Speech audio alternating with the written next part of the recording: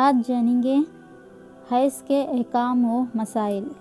حیض کے دنوں میں کیا کچھ کر سکتی، کس سے کام کر سکتی، کس سے کام نہیں کر سکتی، کو جانیں گے۔ یہ جو بھی حدیث سناتا ہوں وہ سب حدیث صحیح بخاری کی حدیثیں ہیں۔ چلیے اسٹارٹ کرتے ہیں۔ بسم اللہ الرحمن الرحیم۔ بی بی عائشہ رضی اللہ تعالیٰ عنہا نے فرمایا، ہم حج کے ارادے سے نکلے، جب ہم مقام صرف میں پہنچے تو میں حائضہ ہو گئی اور اس رنج میں رونے لگی کہ رسول اللہ صلی اللہ علیہ وسلم تشریف لائے۔ آپ نے پوچھا، تمہیں کیا ہو گیا؟ کیا حائضہ ہو گئی ہو؟ میں نے کہا، ہاں۔ آپ نے فرمایا کہ یہ ایک ایسی چیز ہے جس کو اللہ تعالیٰ نے آدم کی بیٹیوں کے لیے لکھ دیا ہے، اس لیے تم بھی حج کے افعال پورے کر لو، البتہ بیت اللہ کا طواف نہ کرنا۔ حضرت عائشہ رضی اللہ تعالیٰ عنہا نے فرمایا کہ رسول کریم صلی اللہ علیہ وسلم نے اپنی بیویوں کی طرف سے گائے کی قربانی کی۔ اور ایک حدیث میں آیا ہے کہ حشام بن عروہ نے عروہ کے واسطے سے بتایا کہ ان سے سوال کیا گیا، کیا حائضہ بیوی میری خدمت کر سکتی ہے یا ناپاکی کی حالت میں عورت مجھ سے نزدیک ہو سکتی ہے؟ عروہ نے فرمایا، میرے نزدیک تو اس میں کوئی حرج نہیں ہے، اس طرح کی عورتیں میری بھی خدمت کرتی ہیں اور اس میں کسی کے لیے بھی کوئی حرج نہیں، اس لیے کہ مجھے حضرت عائشہ رضی اللہ تعالیٰ عنہا نے خبر دی کہ وہ رسول کریم صلی اللہ علیہ وسلم کو حائضہ ہونے کی حالت میں کنگھا کیا کرتی تھیں، اور رسول اللہ صلی اللہ علیہ وسلم اس وقت مسجد میں متوقف ہوتے۔ آپ اپنا سر مبارک قریب کر دیتے اور حضرت عائشہ رضی اللہ تعالیٰ عنہا اپنے حجرے سے ہی کنگھا کر دیتی، حالانکہ وہ حائضہ ہوتیں۔ ایک اور حدیث ہے، ام سلمہ رضی اللہ تعالیٰ عنہا فرماتی ہیں، میں نبی کریم صلی اللہ علیہ وسلم کے ساتھ ایک چادر میں لیٹی ہوئی تھی، اتنے میں مجھے حیض آ گیا، اس لیے میں آہستہ سے باہر نکل آئی اور اپنے حیض کے کپڑے پہن لیے۔ آل حضور کریم صلی اللہ علیہ وسلم نے پوچھا، کیا تمہیں نفاس آ گیا ہے؟ میں نے عرض کیا، ہاں۔ پھر مجھے آپ نے بلایا اور میں چادر میں آپ کے ساتھ لپٹ گئی۔ اور ایک حدیث میں آیا ہے، حضرت عائشہ رضی اللہ تعالیٰ عنہا فرماتی ہیں، میں اور نبی کریم صلی اللہ علیہ وسلم ایک ہی برتن میں غسل کرتے تھے، حالانکہ دونوں جنبی ہوتے تھے۔ اور حدیث میں آیا ہے کہ حضرت عائشہ رضی اللہ تعالیٰ عنہا فرماتے ہیں، آپ اپنا سر مبارک میری طرف کر دیتے، اس وقت آپ اعتکاف میں بیٹھے ہوئے ہوتے اور میں حیض کی حالت میں ہونے کے باوجود آپ کا سر مبارک دھو دیتی۔ اور حدیث میں آیا ہے کہ حضرت عائشہ رضی اللہ تعالیٰ عنہا نے فرمایا، ہم ازواج میں سے کوئی جب حائضہ ہوتی، اس حالت میں رسول اللہ صلی اللہ علیہ وسلم اگر مباشرت کا ارادہ کرتے تو آپ ازار باندھنے کا حکم دے دیتے، باوجود حیض کی زیادتی کے، پھر بدن سے بدن ملاتے۔ آپ نے کہا، تم میں ایسا کون ہے جو نبی کریم صلی اللہ علیہ وسلم کی طرح اپنی شہوت پر قابو رکھتا ہو؟ یہاں بھی مباشرت سے ساتھ لیٹنا بیٹھنا مراد ہے۔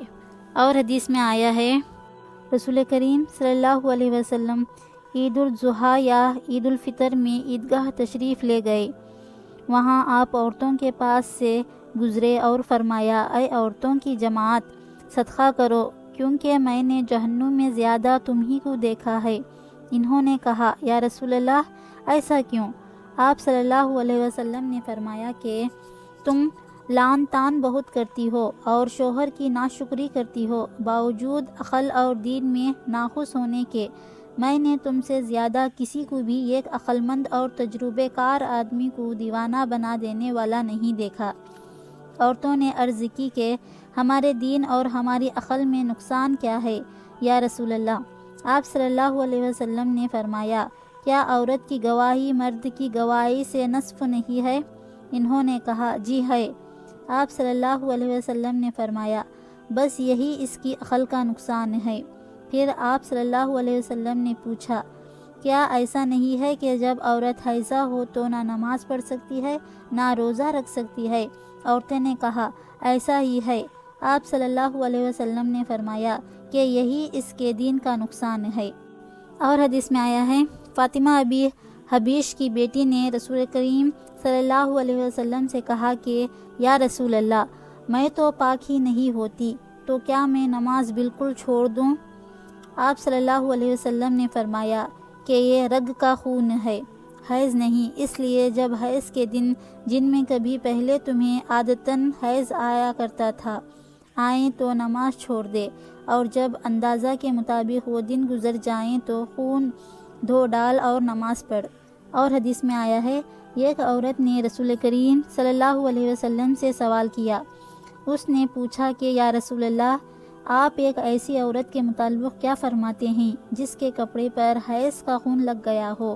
تو رسول اللہ صلی اللہ علیہ وسلم نے فرمایا کہ اگر کسی عورت کے کپڑے پر حیض کا خون لگ جائے تو چاہے کہ اسے رگڑ ڈالے، اس کے بعد اسے پانی سے دھوئے، پھر اسے کپڑے میں نماز پڑھے۔ ایک اور حدیث میں آیا ہے کہ ہمیں کسی میت پر 3 دن سے زیادہ سوگ کرنے سے منع کیا جاتا تھا، لیکن شوہر کی موت پر 4 مہینے 10 دن کے سوگ کا حکم تھا۔ ان دنوں میں ہم نہ سرما لگاتے نہ خوشبو کے علاوہ وہ کوئی رنگین کپڑا ہمیں استعمال نہیں کرتی تھیں، اور ہمیں عدت کے دنوں میں حیض کے غسل کے بعد کست اسفار استعمال کرنے کی اجازت تھی، اور ہمیں جنازے کے پیچھے چلنے سے منع کیا جاتا تھا۔ اس حدیث کو ہشام بن حسان نے حفصہ سے، انہوں نے ام عطیہ سے، انہوں نے نبی کریم صلی اللہ علیہ وسلم سے روایت کیا ہے۔ حضرت عائشہ رضی اللہ تعالیٰ عنہا نے فرمایا کہ ایک انصاریہ عورت نے رسول اللہ صلی اللہ علیہ وسلم سے پوچھا کہ میں حیض کا غسل کیسے کروں؟ آپ صلی اللہ علیہ وسلم نے فرمایا کہ مشک میں بسا ہوا کپڑا لے کر اس سے پاکی حاصل کر۔ اس نے پوچھا، اس سے کس طرح پاکی حاصل کروں؟ آپ صلی اللہ علیہ وسلم نے فرمایا، اس سے پاکی حاصل کر۔ اس نے دوبارہ پوچھا کہ کس طرح؟ آپ صلی اللہ علیہ وسلم نے فرمایا، سبحان اللہ، پاکی حاصل کر۔ پھر حضرت عائشہ رضی اللہ تعالیٰ عنہا نے اسے اپنی طرف کھینچ لیا اور کہا کہ اسے خون لگی ہوئی جگہوں پر پھیر لیا کر۔ نبی کریم صلی اللہ علیہ وسلم نے فرمایا کہ جب حیض کا زمانہ آئے تو نماز چھوڑ دے، اور جب یہ زمانہ گزر جائے تو خون کو دھوئے اور نماز پڑھ لے۔ عبداللہ بن شداد نے کہا، میں نے اپنی خالہ میمونہ رضی اللہ تعالیٰ عنہا سے، جو نبی کریم صلی اللہ علیہ وسلم کی زوجہ مطہرہ تھیں، سنا کہ میں حیضہ ہوتی تو نماز نہیں پڑھتی تھی، اور یہ کہ آپ رسول اللہ صلی اللہ علیہ وسلم کے گھر میں نماز پڑھنے کی جگہ کے قریب لیٹی ہوتی تھی۔ آپ نماز اپنی چٹائی پر پڑھتے، جب آپ سجدہ کرتے تو آپ کے کپڑے کا کوئی حصہ مجھ سے لگ جاتا تھا۔ تو یہ تھی صحیح بخاری کی حدیثیں جس میں حیض کے احکام و مسائل بیان کیے گئے ہیں۔ ویڈیو کیسی لگی کمنٹس میں ضرور بتائیں، تاکہ کچھ خطا ہوئی رہی تو میں اسے ٹھیک کر لینے کی بھرپور کوشش کروں گی۔ اور ویڈیو کو لائک کریں، شیئر کریں اور میرے چینل کو سبسکرائب کریں۔